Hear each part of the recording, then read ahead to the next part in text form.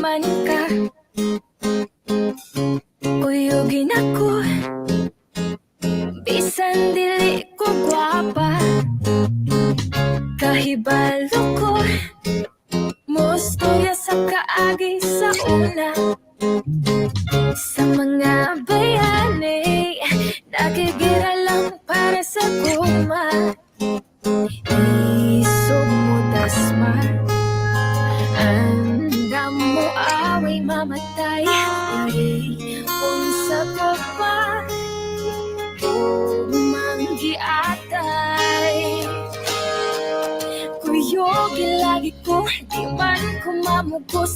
Kuyogang mukha ko sa kagahapon ni umabot. Kuyogi lagi ko, di man ko mamugos. Kuyogang mukha ko sa kalayo ni tupas. Andang daw ba ng subo para malingkawas kuyog nimo. Magkuyog na ta, pagdali na diha. Ngano di ay, nganong di man kaganahan. Kupta na to, ang sundang nila pula-po. Leyon kilat, flores o gargadyo. Isog mo dasma, andam mo away mamatay. Ulipon sa gugma, gugmang giatay. Kuyogi lagi ko, di man kumamukos. Kuyogang mukha ko sa kagahapon ni umabot. Kuyogi lagi ko, di man kumamukos. Kuyogang mukha ko sa kalayo ni tupas. Andam daw ba ng subo para malingkawas kuyog nimo. Di ko nimo kuyogan, inunti kag talawan. Di nakakatilaw sa humba o kinilaw. Kuyogi lagi ko, di man kumamugos. Kuyogang mukha ko sa kagahapon ni umabot. Kuyogi lagi ko, di man kumamugos. Kuyogang mukha ko sa kalayo ni tupas. Andam daw ba ng sumpon para malingkawas kuyog nimo. Kuyog nimo.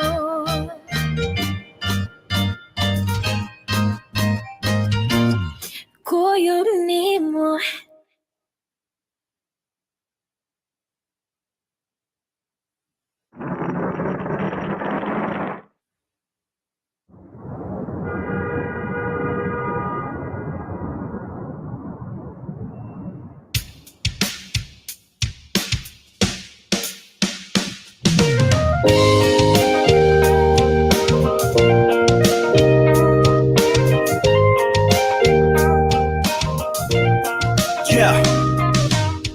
Paminawa, kaning litanya, kabahining bisda kong paghigugma.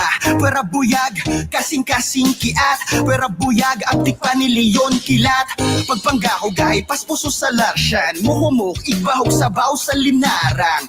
Humukog ilong, tanalaag tas kulon, at tuon tadapit nga makasaysayon. Lapik sa dila, ugot siya sa pulong, dugan mo siguradong makumong-kumong. Hugot pasuot, hugot pasuot, hugot pasuot. Bahalag saging, basta labing. Bahalag buwan, basta tupad. Bahalag tuyo, basta video. Bahalag inamos, basta langgakol. Bahalag hilaw, basta ikaw. Bahalag korni, basta permi. Bahalag lanay, basta tanday. Bahalag dukot, basta lang hugot. Hugot pasuot, hugot pasuot.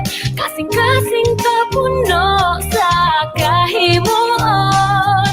Huot pas hugot, huot pas hugot. ikaw akong forever, walay magbuot. Hugot pas huot, hugot pas huot, bisag ipadpad man sa tumang kalimot. Huot pas hugot, huot pas hugot, sa dalan kulon kita mag-abot. Bahalag piit basta sikit, bahalag magumos basta lang timos, bahalag mo loong basta mo haom, bahalag di makaya basta kita. Hindi ka biyaan, tuura jud na ako. Mura general maksilom ni ikon mo plano. Para ni mo makipatay ko pareho. Sa Cebuanong katipunerong si Alejo. Maglisod ko kaon kung di tadungan. Ang imong istorya murag musika sa dungan. Bisag kinsa nga babae, di ti ka ilisan. Kaya nga akong gugma, solid pa sa katipunan. Hugot pas huot, hugot pas huot, kasing-kasing kapuno sa kahimuot. Huot pas hugot, hugot pas hugot, ikaw akong forever, walay magbuot na. Hugot pas hugot, hugot pas hugot, bisag ipadpad man sa tumang kalimot. Huot pas hugot, huot pas hugot, sa dalan kulon kita mag-abot. Sa dalan kulon kita mag-abot. Sa dalan kulon baya ang sabot.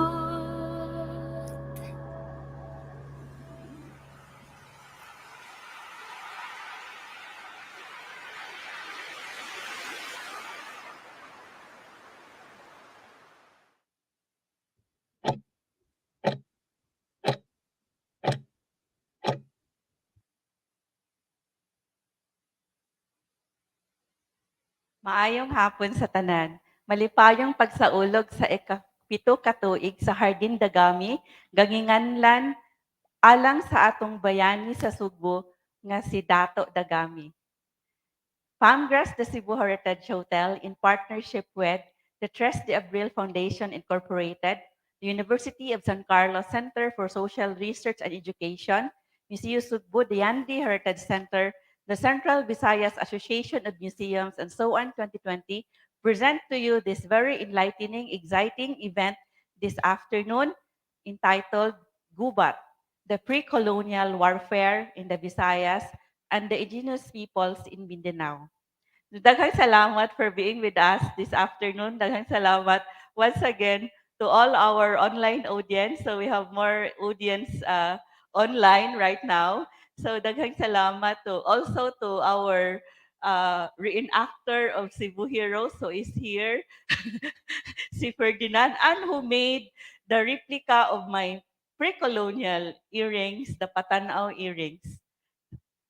Oh, then so so Ferdinand was asking if he would dress up as warrior Dagami. Of course, yes, if you are so welcome to dress up like our hero and to wear our heritage. So daghang salamat to those online. 𝗪𝗪𝐶𝐞 of the Nanapindan Integrated School is the Otapat.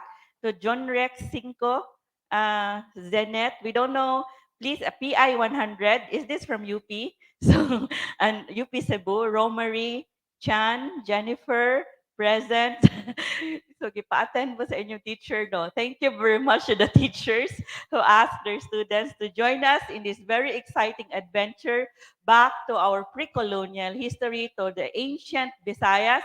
And of course, you would know much about the warfare of ancient Visayas from 3rd millennium BCE. We don't know when was that. So we have our time travel astronauts today who would bring us back to ancient Visayas. This is very exciting because who of us would know what happened in pre-colonial times. It's not taught in school, right? And of course, we would also know how does the indigenous peoples today in Mindanao wage the what is their method of warfare? Do they still practice the warfare just like the what how our warriors did in pre-colonial times? So we would know about that this afternoon because we always look at the cultures, the indigenous cultures in Mindanao and other parts in our archipelago when we try to trace our Visayan culture and heritage. Because our some of our historians would say that if you want to know how our what was the culture in pre-colonial Cebu, in pre-colonial Visayas, we should take a look at the cultures right now of the indigenous peoples, of the indigenous cultural community, especially in Mindanao. So, excited na ba mo? Ready na ba ang tanan? So, of course, we have our exciting trivia quiz at the last part of this event. And of course, you would win also exciting prizes if you are able to answer the questions. So, you should take down notes.